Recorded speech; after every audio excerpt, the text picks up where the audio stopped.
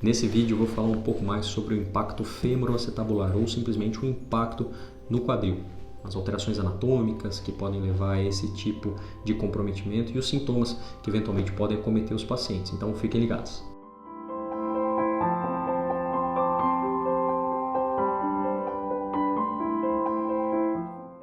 Antes da gente começar a falar sobre o impacto fêmuro-acetabular, vou pedir para você se inscrever aqui no canal, ativar as notificações para que você sempre receba informação sobre algum conteúdo, um vídeo novo que for publicado aqui no canal, certo? Então, para a gente entender o que é o impacto fêmuro-acetabular do quadril, a gente precisa entender um pouco sobre a estrutura anatômica do quadril e as eventuais alterações anatômicas que levam a esse tipo de sintoma. Então, vamos lá para o modelo anatômico?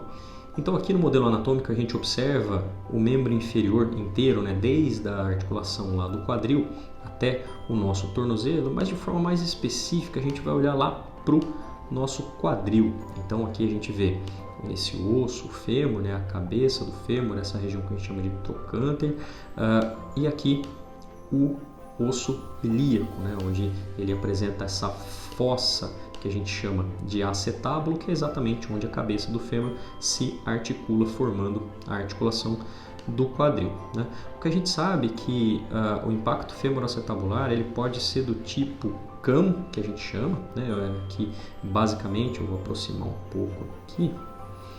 que basicamente é por um excesso de osso que pode se formar nessa região, na transição do colo para a cabeça do fêmur, o paciente passa a ter um abaulamento, ou alguns autores chamam de pistol grip, um excesso de osso nessa região, que é o tipo de impacto CAM. Em outros casos, e que pode também estar associado em conjunto com o impacto CAM, a gente pode ter o impacto pincer, que nada mais é do que uma cobertura excessiva do acetábulo sobre a cabeça do fêmur. Então, o acetábulo, antes dele terminar nessa região, ele se projeta um pouco mais anteriormente, tendo um excesso de cobertura, alguns trabalhos chamam isso de over-coverage, sobre a articulação, sobre a cabeça do fêmur, na verdade. Isso pode levar a um impacto precoce entre essas estruturas, no caso o colo do fêmur e essa região superior e anterior do acetábulo. Isso pode gerar não somente lesão na cartilagem articular, mas também lesões numa estrutura conhecida como labrum ou o lábio acetabular. Vamos olhar aqui para entender o que é o labrum acetabular. Então, olhando aquela mesma imagem que a gente estava olhando, mas agora colocando o labrum ou lábio acetabular, a gente observa que o lábio é uma estrutura que envolve toda a borda do acetábulo, aumentando a estabilidade da articulação. Então, quando existe o impacto do tipo pincer, ou seja, o labrum ele vem um pouco mais para frente, do tipo CAM, que é aquele excesso de osso na face lateral, na verdade, entra na transição do colo para a cabeça do fêmur, essas estruturas nos movimentos, principalmente de flexão, rotação interna, o colo do fêmur ele pode se chocar contra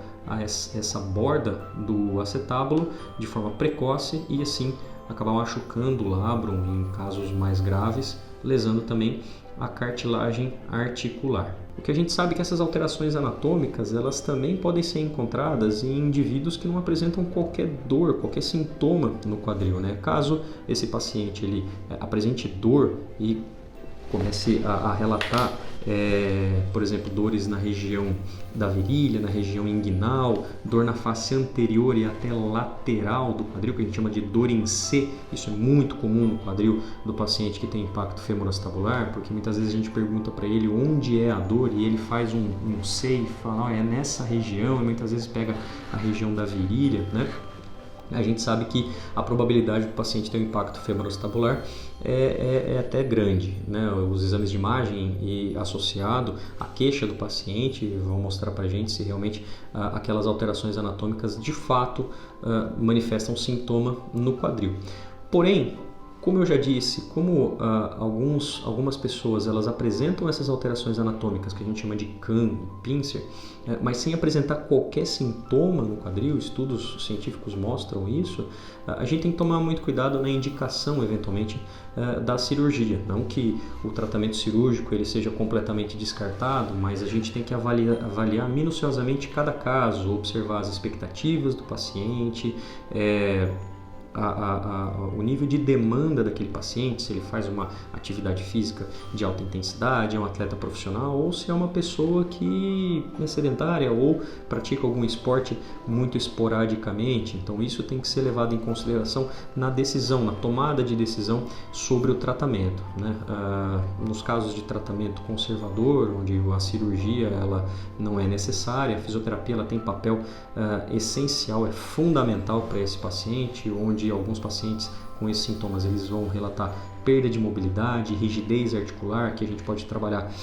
com técnicas de terapia manual para poder melhorar a mobilidade da articulação do quadril, assim como a gente melhorar a força, a estabilidade desse quadril baseado em exercícios de fortalecimento, controle motor. Claro, não é simplesmente ir para a academia e sair fazendo exercício de qualquer forma, porque isso pode prejudicar ainda mais o paciente, né? Exercícios como, por exemplo, o afundo numa amplitude muito grande, agachamento numa amplitude muito grande, até mesmo adutora e abdutora. Em alguns pacientes com impacto femoroacetabular, eles não são indicados porque isso pode aumentar ainda mais